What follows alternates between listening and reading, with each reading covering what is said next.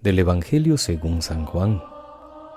En aquel tiempo Pedro, volviéndose, vio que lo seguía el discípulo a quien Jesús tanto amaba, el mismo que en la cena se había apoyado en su pecho y le había preguntado: Señor, ¿quién es el que te va a entregar?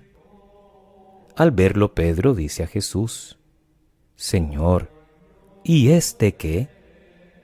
Jesús le contesta: Si quiero que se quede hasta que yo venga, ¿a ti qué? Tú sígueme. Entonces empezó a correr entre los hermanos el rumor de que ese discípulo no moriría, pero no le dijo Jesús que no moriría, sino: Si quiero que se quede hasta que yo venga, ¿a ti qué?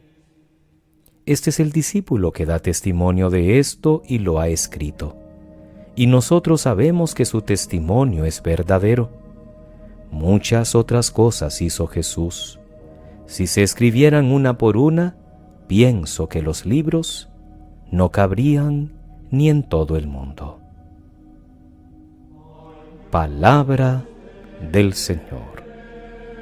Gloria a ti, Señor Jesús. Es sábado, queridos hermanos. Hoy cerramos 2 libros.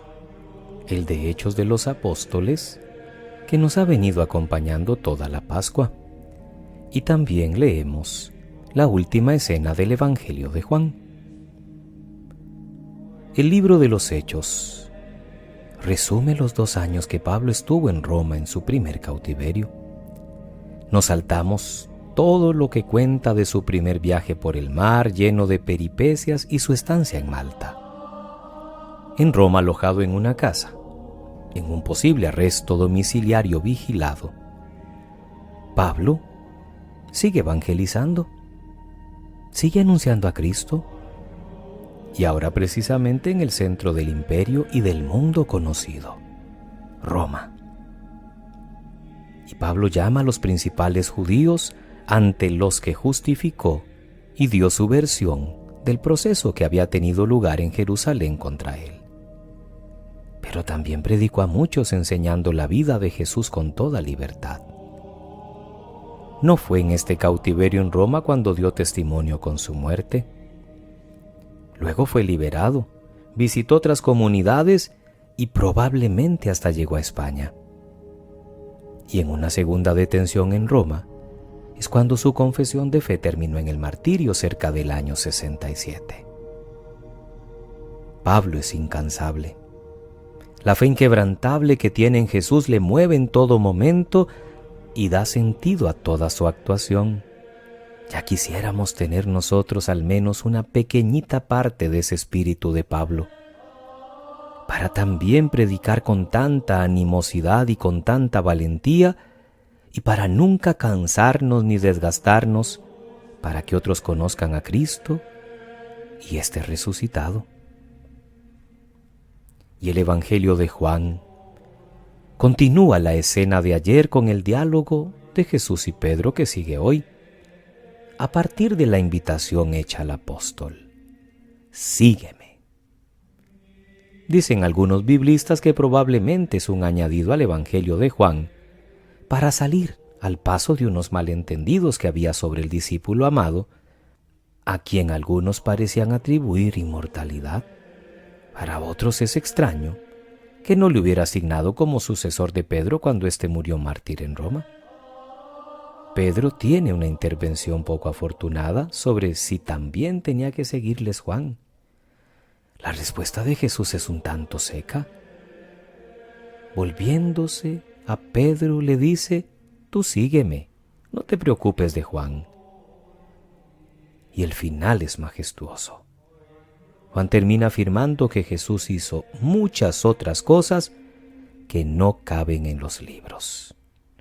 No todo está escrito.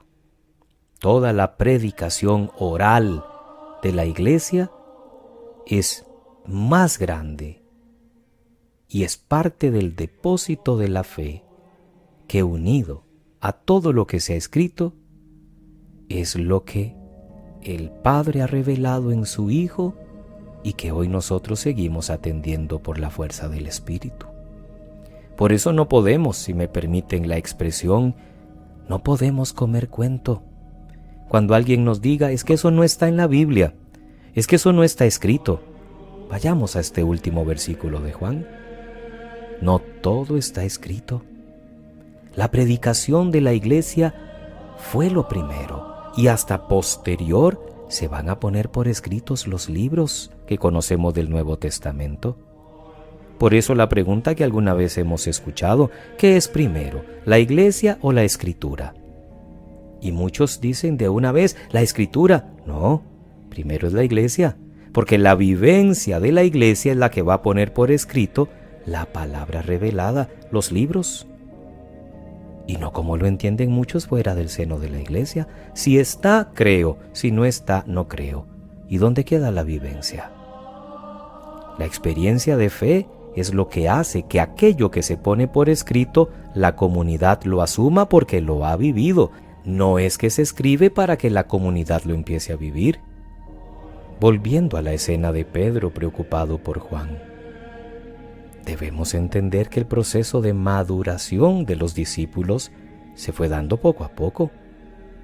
Todos somos débiles y a veces tendemos a mezclar en nuestra actuación motivos espirituales y otros no. Pero Pedro maduró por obra del Espíritu y nos dio más tarde magníficos testimonios de su amor a Jesús. Él todavía no sabe que irá a Roma y que allí, después de un apostolado también lleno de valentía y de entrega como Pablo, confesará con su vida a Cristo. A ese que había negado anteriormente, luego lo va a defender con toda fuerza hasta dar la vida por él. También nosotros pidamos la fuerza de Pedro para levantarnos, para restablecernos, para responderle como ayer compartíamos: tú lo sabes todo, tú sabes que te amo. Y para con un espíritu maduro, no preocuparnos tanto de quién viene o no viene detrás, sino ir nosotros detrás de Cristo, y que aquellos que por nuestro testimonio pobre y humilde quieran también acercarse al resucitado, lo puedan hacer, porque han visto que sí es posible seguir al Hijo de Dios. Que pasen muy feliz sábado, queridos hermanos. Que Dios les bendiga.